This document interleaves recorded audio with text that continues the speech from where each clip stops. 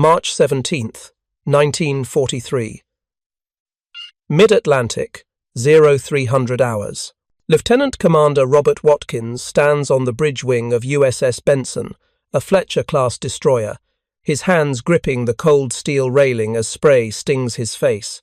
Around him, invisible in the darkness, 42 merchant ships plough eastward toward Britain, their holds packed with tanks, ammunition, food, medical supplies, everything an island nation needs to survive.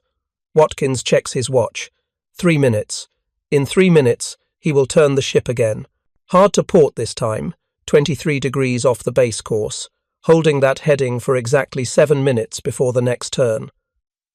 The men on the bridge know the drill. They have been executing this dance for 4 days straight since leaving Halifax. Turn, hold, turn again, never predictable, never regular, always changing, zigzagging.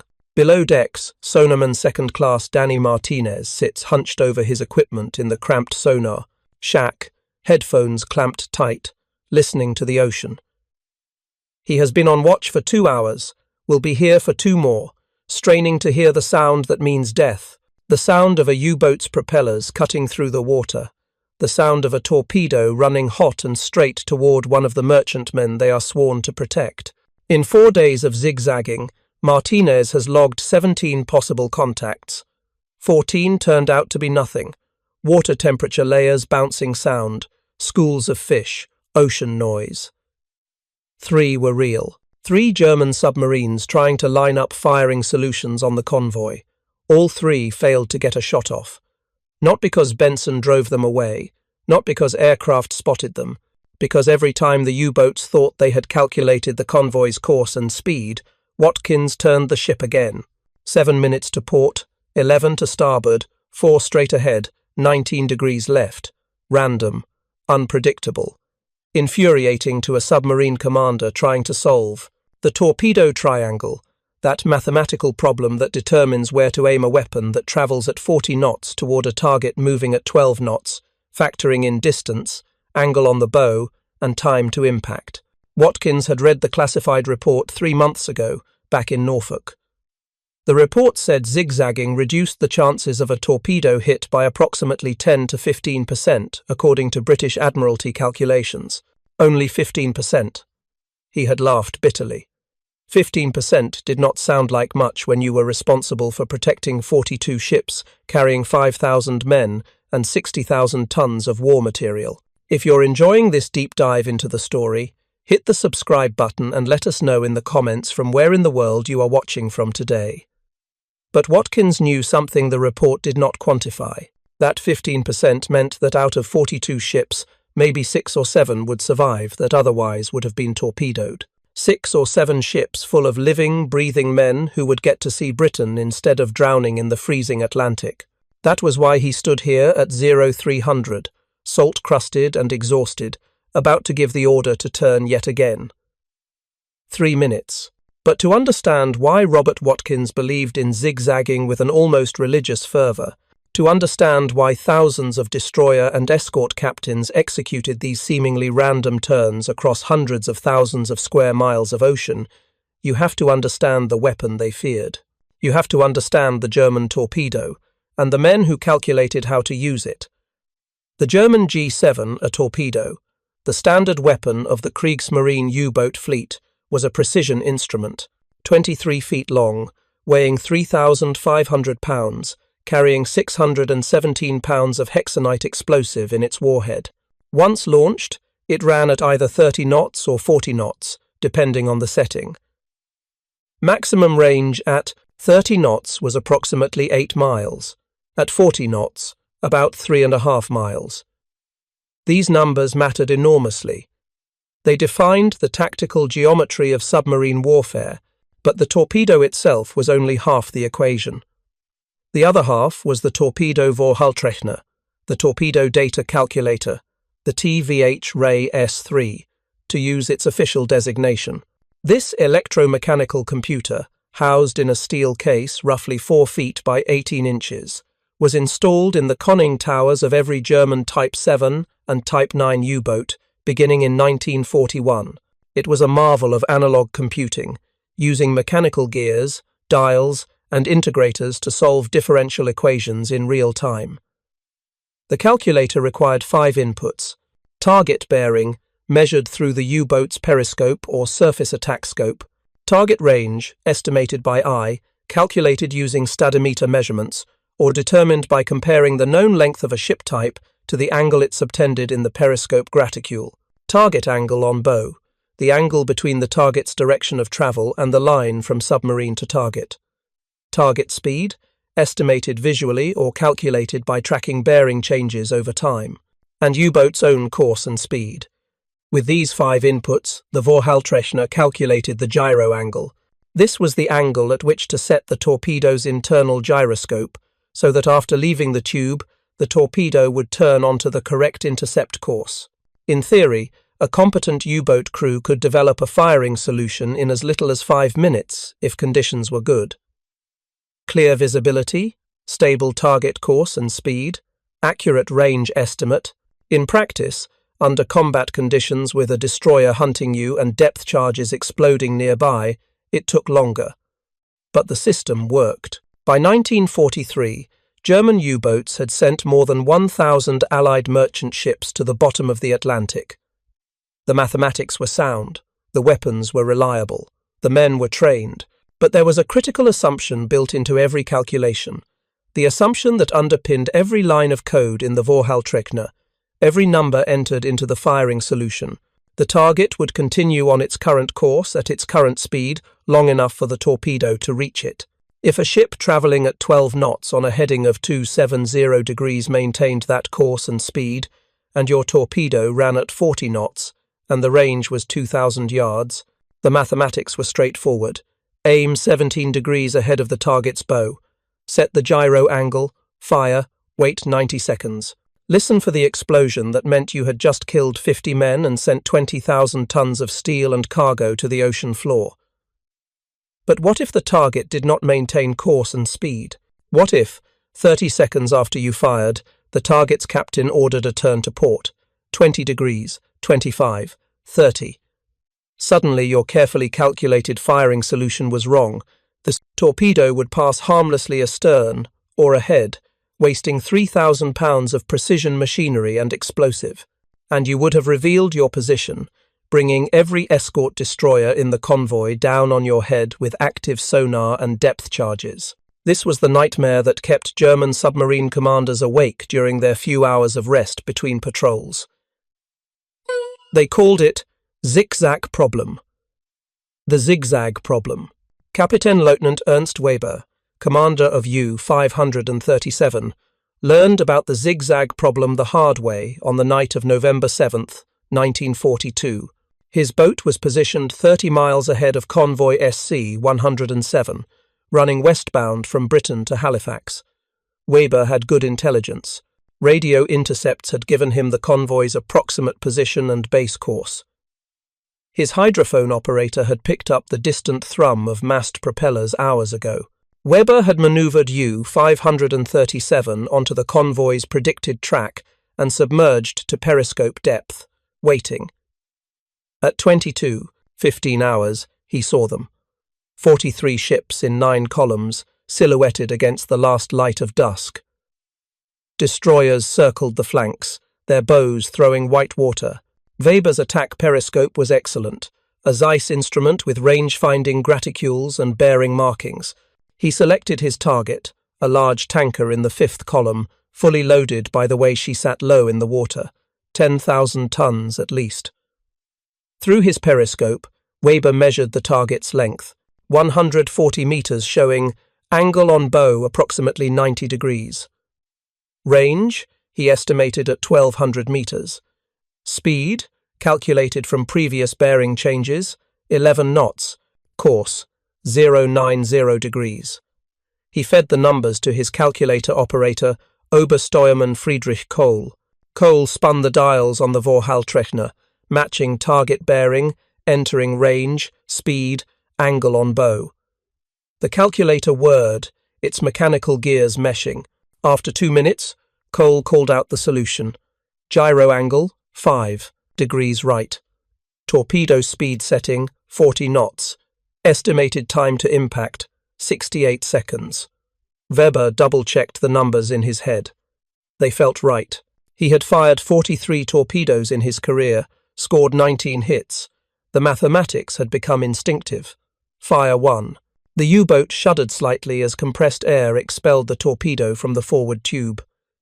Weber watched through the periscope, counting seconds.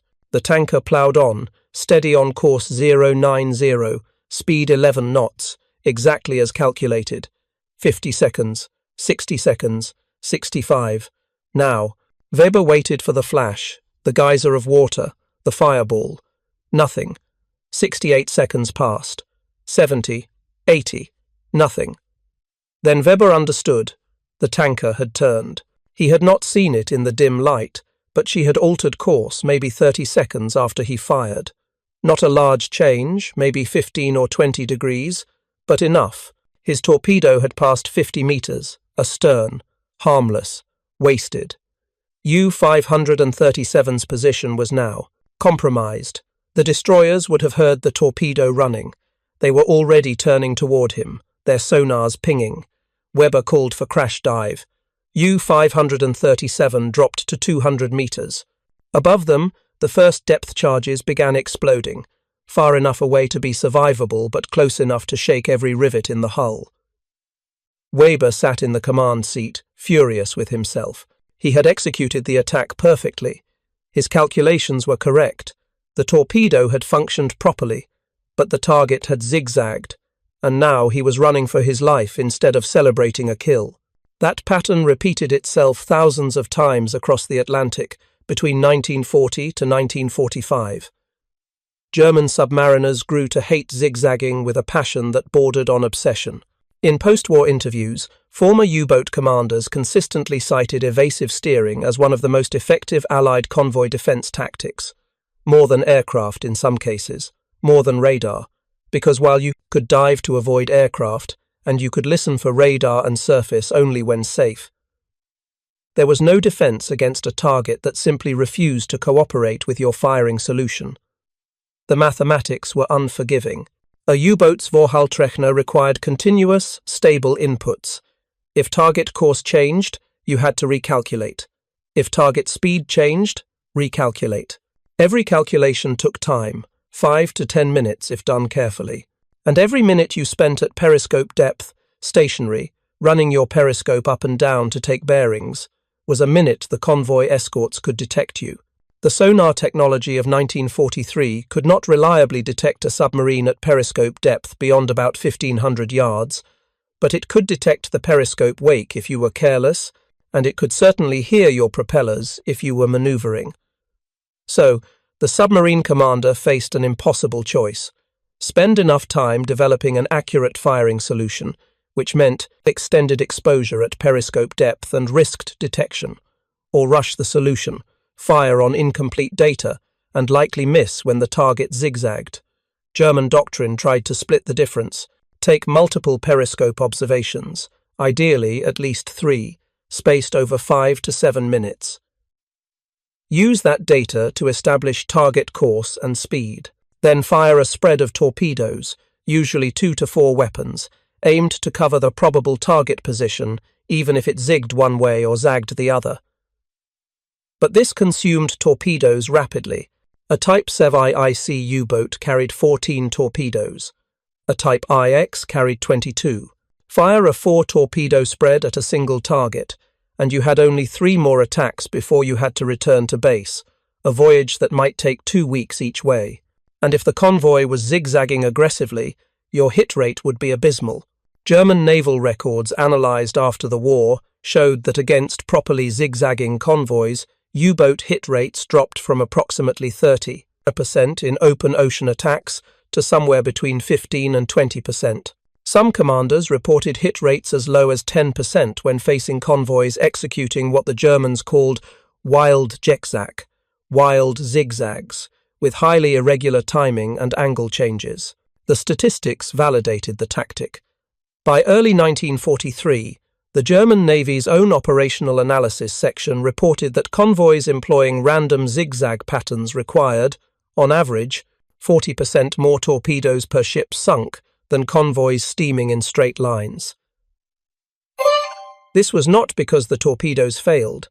German torpedoes by 1943 were generally reliable after early war teething problems with magnetic detonators and depth keeping had been resolved. This was purely because the targets kept turning, and there was another factor, psychological.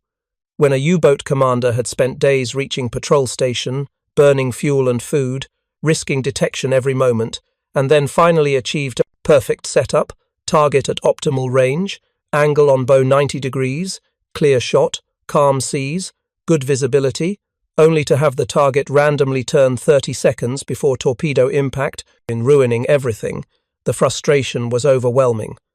Post-war interviews with U-boat veterans consistently mentioned this. The sense of having done everything right, executed perfect tactics, only to be defeated by random chance. Of course, it was not random chance. That was the genius of zigzagging. To the submarine commander trying to predict the target's position 70 seconds in the future, the turns appeared random, unpredictable. But they were not random at all. They were carefully choreographed, pre-planned, synchronized across entire convoys using a deceptively simple device. Back on the bridge of USS Benson, Lieutenant Commander Watkins glanced at the device mounted on the bulkhead. It looked like an ordinary ship's chronometer, brass case, white face, black hands.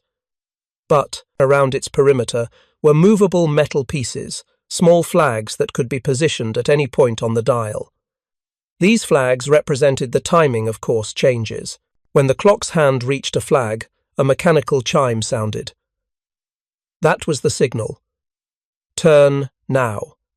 Every ship in the convoy had an identical clock, identically set.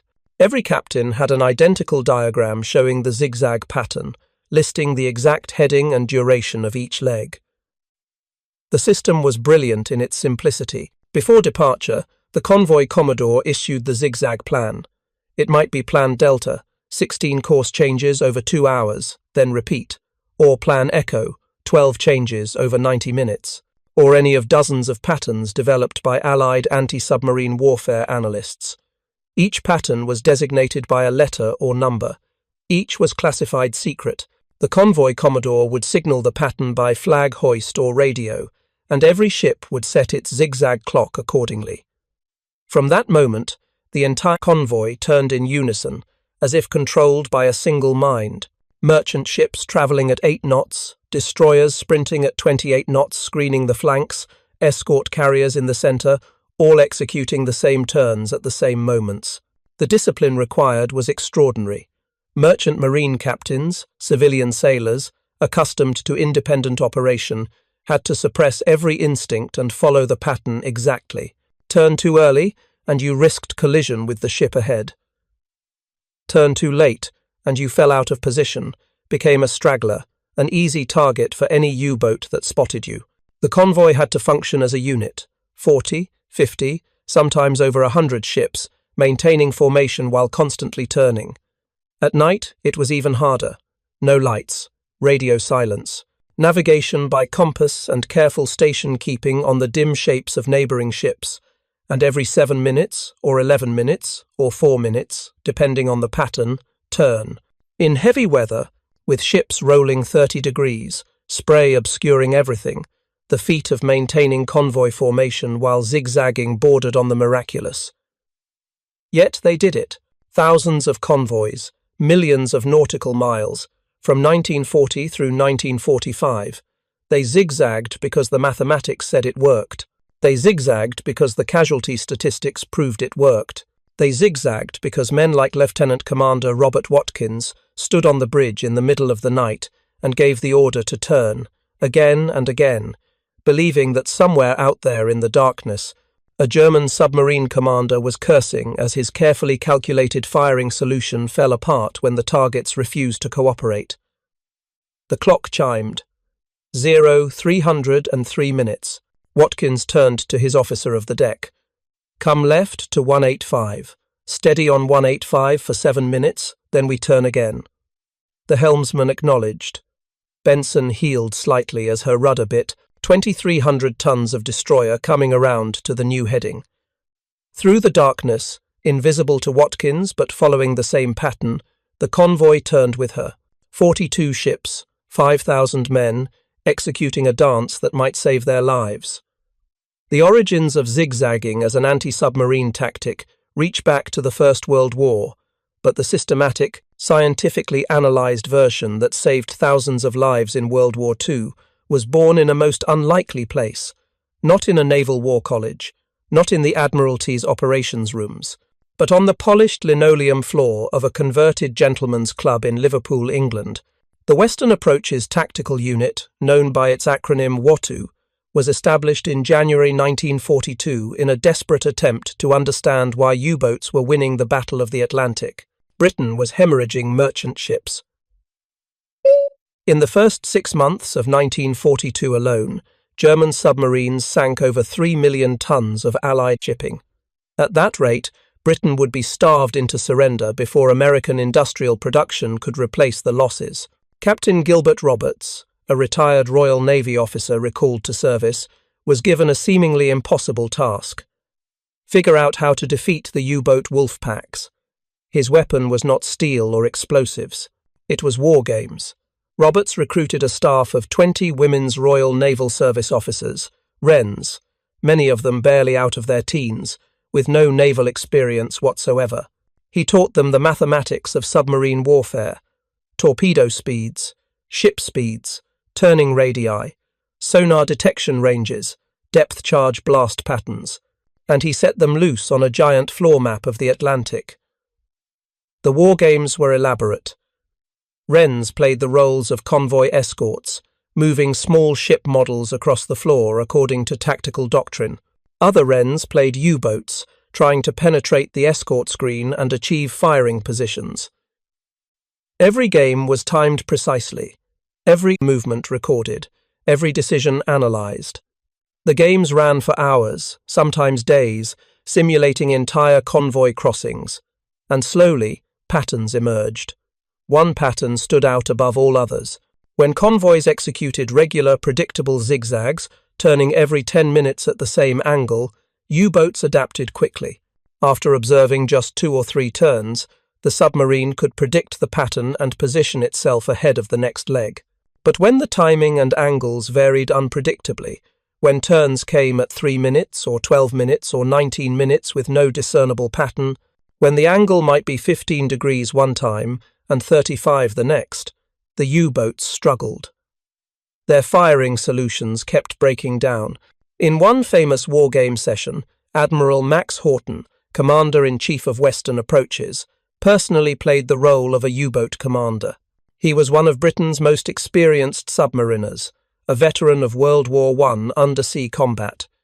If anyone could penetrate a convoy screen, it should be Horton. The Wrens, playing escort commanders, Janet Okel and Jean Laidlaw, implemented an irregular zigzag pattern they had developed through previous games. 5 times in succession, Horton's theoretical submarine was detected and sunk before achieving a firing position. 5 times. The Admiral was not pleased, but he was convinced. Irregular zigzagging worked. Roberts codified the findings into tactical doctrine. Short leg zigzags, turns every 3 to 7 minutes, were most effective at disrupting firing solutions. The U-boat commander had to make firing decisions quickly before he had time to establish the target's true base course. Long leg zigzags, turns every 12 to 30 minutes, were useful for strategic deception, hiding the convoy's ultimate destination from U-boats that might be tracking at long range. And the angles had to vary: 20 degrees, then 35, then 18, then 40. Never predictable, never allowing the submarine to discern the pattern. By the spring of 1943, this doctrine had been distributed fleet-wide. American, British, and Canadian escort commanders attended week-long courses at WWII, playing the games themselves, learning firsthand why the tactics worked. They returned to sea and implemented the lessons. The zigzag plans became more sophisticated, more unpredictable, and the U-boat kill rate began dropping. But doctrine only mattered if it could be executed properly, and that required technology. The zigzag clock was a masterpiece of practical engineering. Developed jointly by British and American manufacturers in 1942, it solved a critical problem. How do you coordinate course changes across dozens of ships traveling in radio silence, at night, in all weather conditions, without error? The clock was the answer. Before departure, each ship's clock was set according to the designated zigzag plan. The Commodore's signals clerk would distribute written instructions. Plan Gamma. Commence execution at 0800 hours on March 16th. Synchronized time signal will be broadcast at 0745 hours. Each ship's navigator would then set the movable flags on the clock face to match the plan. If Plan Gamma called for turns at 7, 14, 23, 30, 42, and 51 minutes past the hour, flags went on those positions. The clock did the rest. When the appointed time arrived, the flag passed under the clock's hand and triggered a mechanical chime. On large ships, the chime rang on the bridge. On smaller vessels, it might be in the wheelhouse or chart room. But wherever it rang, the message was identical. Turn now. The helmsman would already have the new heading written on a card taped to the binnacle. Come right to 235. Steady on 235. And across the convoy, sometimes 50 miles of ocean, every ship turned together. The precision was remarkable. In clear weather, with good visibility, you could watch it happen. A merchant ship 3 columns over would begin her turn at the exact moment you began yours. Her stern would swing, her bow would come around, and she would steady on the new heading in perfect synchronization, like a school of fish turning as one, responding to some invisible signal. Except this was 40 Liberty ships, each 7,000 tons, each with a crew who had drilled the procedure until it became automatic. The Germans noticed. Interrogations of captured U-boat officers revealed their frustration.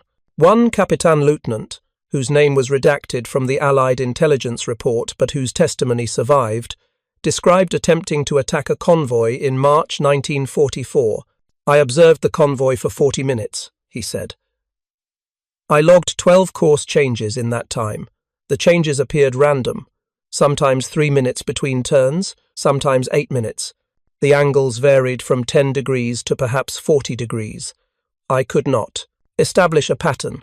I could not predict where the convoy would be when my torpedoes arrived. I fired anyway, a 4-torpedo spread, all missed. The escorts detected my position from the torpedo noise. I was forced to dive deep and evade. I never regained contact with the convoy. That testimony, and hundreds like it, validated the Allied approach. But validation came at a cost, and the cost was paid by the men who executed the tactics under combat conditions. Zigzagging was exhausting.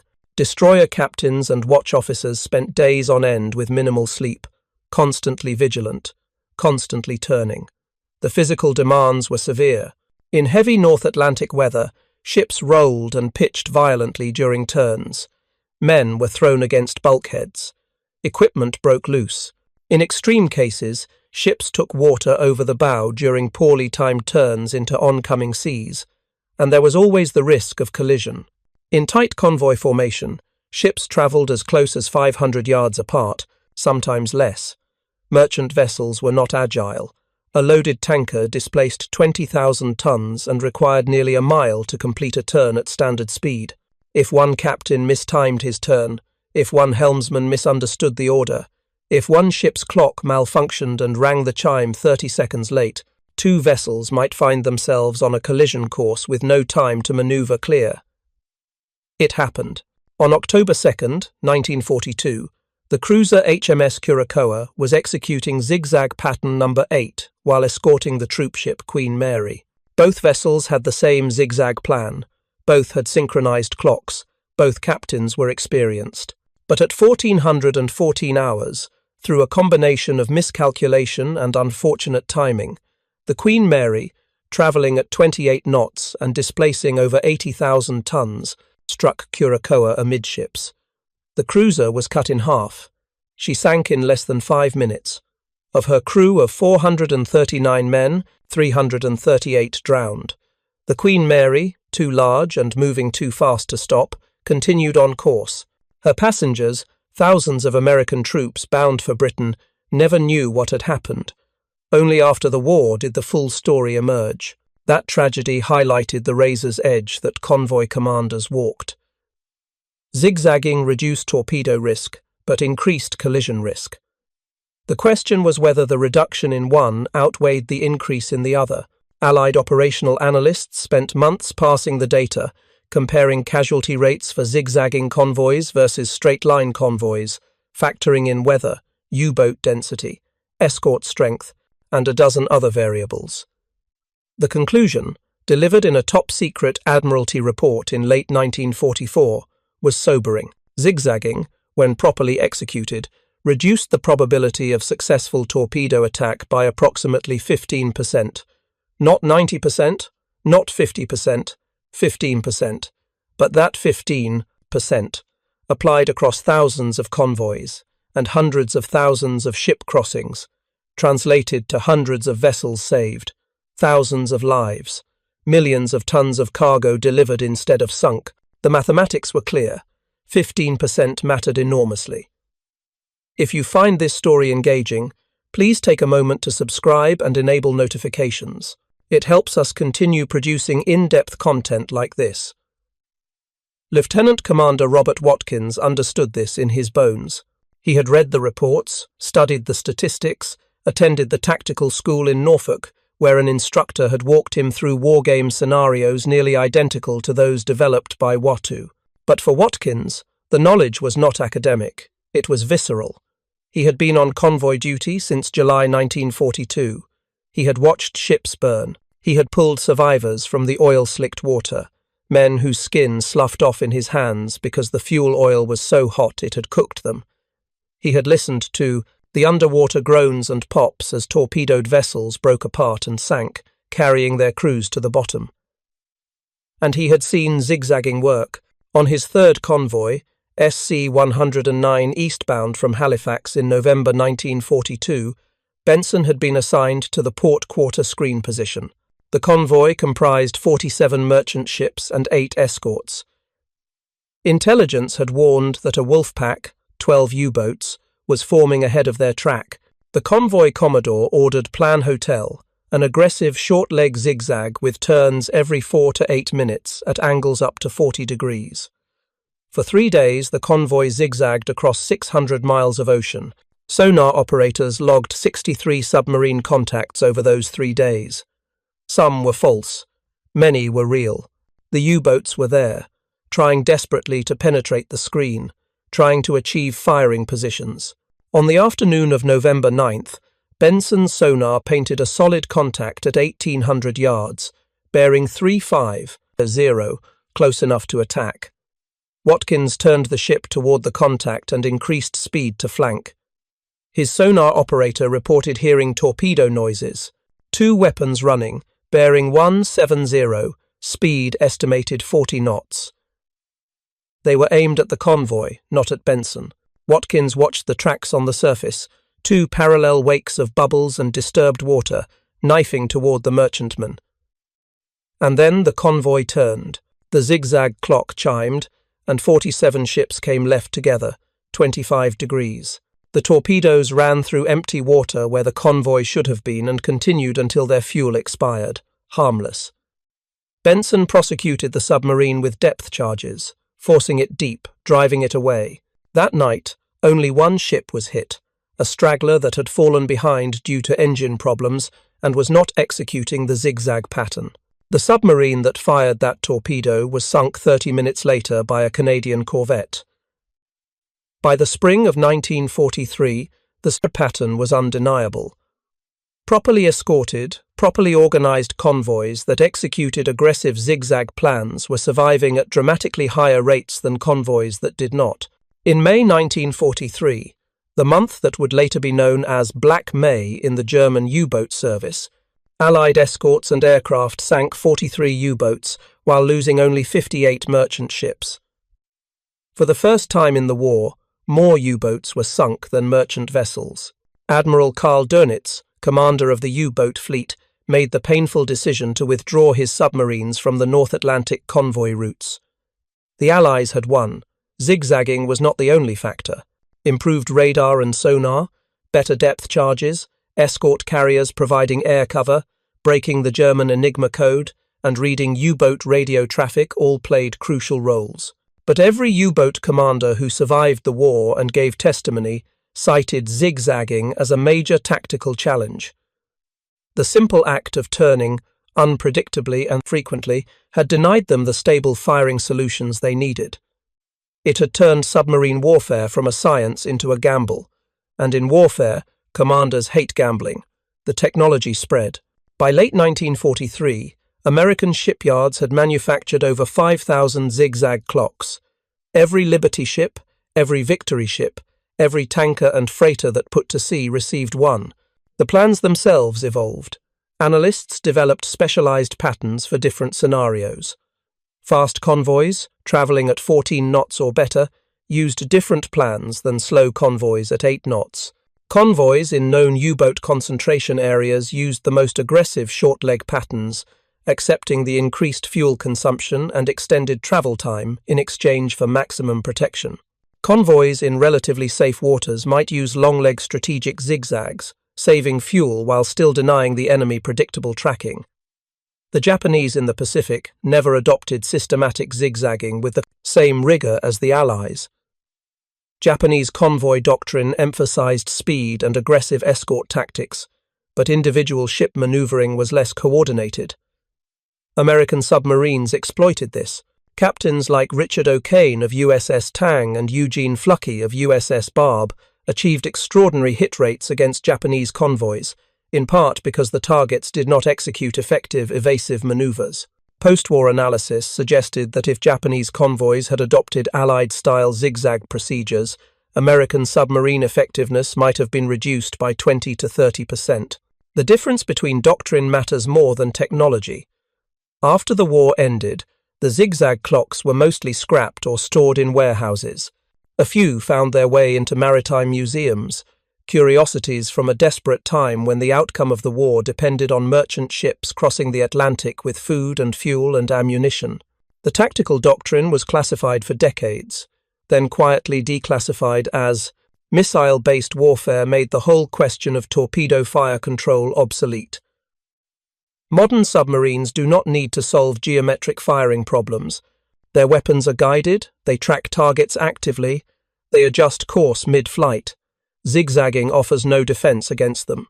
But for the men who fought the Battle of the Atlantic, the memory of those turns, ordered at 3 in the morning in heavy seas with U-boats prowling, never faded. Robert Watkins survived the war. He commanded Benson through 14 convoy crossings, from July 1942 to April 1945, protecting over 400 merchant ships. Of those 400, 11 were lost to torpedo attack. 11 out of 400, a casualty rate under 3%. The statistics said that without zigzagging, at least 30 more would have been sunk, perhaps 50. The mathematics were clear. Watkins retired from the Navy in 1953 as a commander, having served through the Korean War as a destroyer squadron operations officer. He settled in Virginia Beach, married, raised 3 children, worked as a civilian naval architect. He never spoke much about the war. His children knew he had commanded a destroyer, knew he had fought in the Atlantic, but he offered few details. The nightmares faded slowly. The sounds of men screaming in burning oil, the underwater rumble of depth charges, the sight of a merchant ship breaking in half, its back snapped by a torpedo amidships.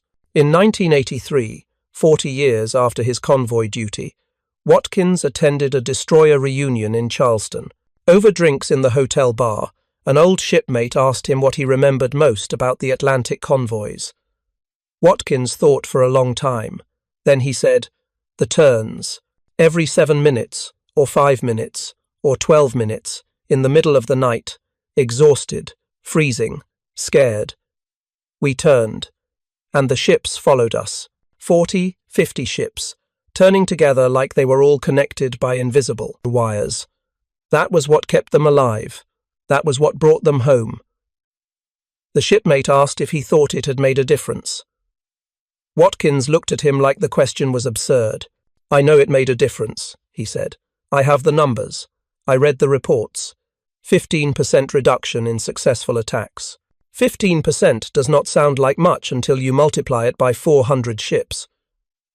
Then it is 60 ships that did not sink, 3,000 men who did not drown, 10 million tons of cargo that reached Britain instead of feeding the fish at the bottom of the Atlantic. Yeah, it made a difference." Another veteran, sitting nearby, overheard the conversation. He introduced himself. "Merchant Marine," he said. "Liberty ship bosun, 1943 to 1945. 6 crossings. We hated the zigzagging. Made us seasick. Made navigation harder. But we did it anyway because you destroyer boys told us to." "Did it really help?" Watkins nodded. "It really helped." The merchant mariner smiled. "Good to know. We always wondered. The mathematics of submarine warfare are unforgiving. A torpedo running at 40 knots will travel 1,100 yards in 60 seconds. A ship turning at 15 degrees per minute will change her heading by 15 degrees in those same 60 seconds. If the submarine fires at the moment the turn begins, the torpedo will miss by approximately 200 yards. Not much, but in warfare, a miss is a miss. String together enough missed torpedoes, waste enough weapons on targets that refuse to hold course, force submarines to spend extra time at periscope depth, recalculating firing solutions, and the mathematics shift. The balance tips. The hunters become the hunted. By the end of World War II, Allied convoys had transported over 75 million tons of cargo across the Atlantic, along with millions of troops. The cost was severe. More than 3,000 merchant ships were sunk, over 30,000 merchant mariners killed. But without the tactical innovations developed at places like WWII, implemented by men like Robert Watkins, executed by thousands of merchant captains who turned when the clock chimed, even though every instinct screamed to hold course, the losses would have been catastrophic. Britain might have starved. The build-up for D-Day might have been impossible. The outcome of the war might have been different. The lesson was simple, almost insultingly so. If someone is trying to shoot you with a weapon that requires predicting where you will be in 60 seconds, the best defense is to not be where they predict. Turn. Change course. Change speed. Deny them the stable data they need. It is not elegant. It is not high-tech. It is just geometry and stubbornness and a willingness to execute the same tedious procedure, again and again, watch after watch, convoy after convoy. Because the mathematics say it works. Robert Watkins died in 2006 at the age of 88. His obituary in the Virginia Pilot newspaper was brief. It mentioned his naval service, his 30 years as a civilian engineer, his family. It did not mention the 400 merchant ships he helped protect. It did not mention the zigzag tactics or the U-boats that failed to sink their targets because a young lieutenant commander stood on a destroyer bridge in the middle of the night and gave the order to turn. History forgets the small decisions. But the small decisions, repeated thousands of times, change outcomes. In the National Museum of the Royal Navy in Portsmouth, England, there is a display case in the Western Approaches Command section. Inside the case sits a brass clock, its face yellowed with age, small metal flags positioned around its perimeter. The placard reads, "Zigzag clock, type Mark III, manufactured 1943, used aboard merchant vessels to coordinate convoy evasive maneuvers." These devices, synchronized across entire convoys, enabled coordinated course changes that significantly reduced successful torpedo attacks by enemy submarines. Several hundred examples are known to exist in museums and private collections worldwide. The placard does not mention that this particular clock came from SS Empire McAlpine, a Liberty ship that made 11 Atlantic crossings between 1943 and 1945 without being attacked.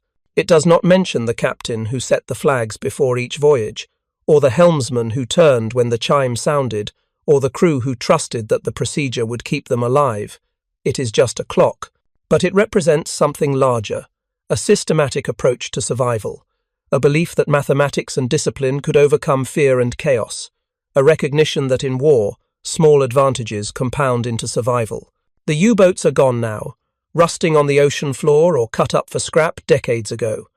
The Fletcher-class destroyers are museum ships or razor blades. The merchant vessels have long since sailed their last voyage. But the principle remains.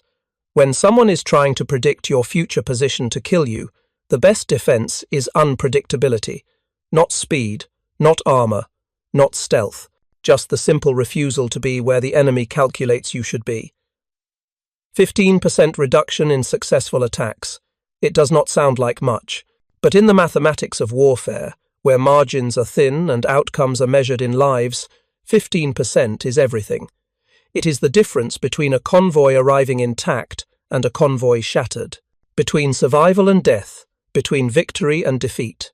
The clock chimes, the ship turns, the convoy follows. Again and again, across thousands of miles of ocean, through 4 years of war. And because they turned, because captains like Robert Watkins gave the order and helmsmen executed it, and merchant sailors trusted it, the supplies got through.